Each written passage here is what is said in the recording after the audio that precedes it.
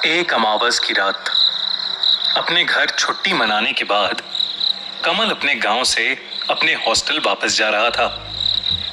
अगले दिन से उसके एग्जाम्स शुरू होने वाले थे और जल्दी पहुंचने के चक्कर में उसने एक शॉर्टकट लेने का सोचा। उस शॉर्टकट का रास्ता जंगल से होकर गुजरता था। कई लोगों का कहना था कि जंगल के उस रास्ते पर कई सारे भूत देखे गए हैं, लेकिन कमल को भूतों पर यकीन नहीं था और वो उसी रास्ते पर आगे चलता गया।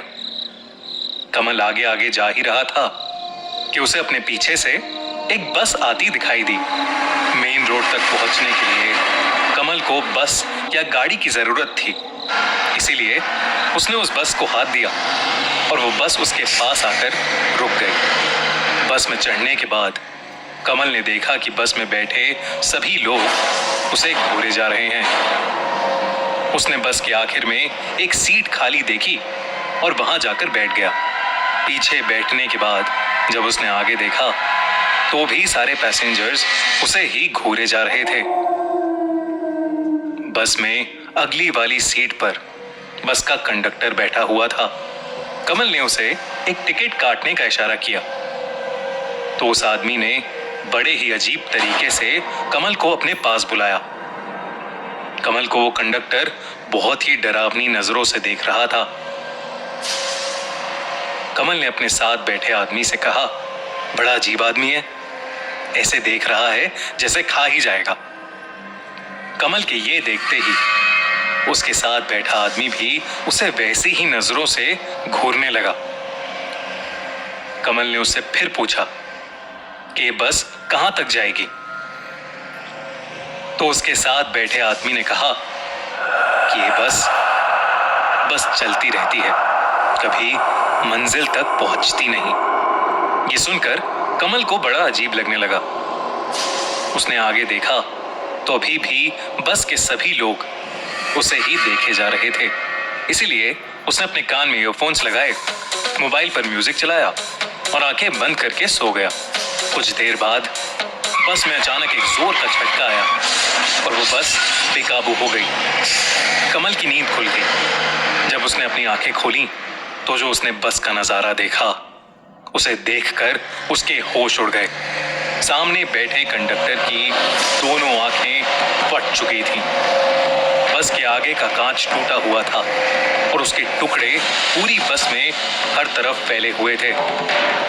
बस में बैठा हर इंसान बहुत अजीब लग रहा था, जैसे वो सब जिंदा मुर्दे बन गए हों। कमल ये सब देखकर बहुत डर गया था और वो बस से निकलने के लिए अपनी सीट से खड़ा हुआ, पर तभी सारी लाशें उठ खड़ी हुई और उसकी तरफ धीरे धीरे बढ़ने लगी। उन सारी लाशों में से कंडक्टर निकलकर कमल के ठीक सामने आ खड़ा हुआ। उसे देखकर कमल बुरी तरह कांपने लगा। वो अपनी जगह से भी हिल नहीं पा रहा था। कंडक्टर कमल के पास आया और जोर से चीखने लगा। उसने कमल का गला पकड़ लिया और उसे हवा में उठाकर जोर से पटक दिया और उसके सर में बहुत गहरी चोट आई, जिसकी वजह से वो बेहोश हो गया। जब उसकी आंखें खुली तो वो अपने घर में था। उसकी मां उसके पास ही बैठी थी। कमल को होश में आता देख उसकी मां जोरों से चिल्लाई, सुनिए, कमल को होश आ गया है, जल्दी आइए। उसके पापा भी उसके पास आ गए। कमल डर कर उठा और जोरों से अपने माँ बाप से पूछने लगा, वो बस वो चली गई क्या? वो बस वो चली गई क्या? उसकी माँ ने कहा, कौन सी बस? तेरा रोड एक्सीडेंट हुआ था। वो तो शुक्र है कि एक जानने वाले इंसान ने तुझे देख लिया और हमें फोन कर दिया, वरना पता नहीं क्या होता। उसकी माँ ने उसे बताया कि उसे पूरे 4 दिन बाद होश आया था।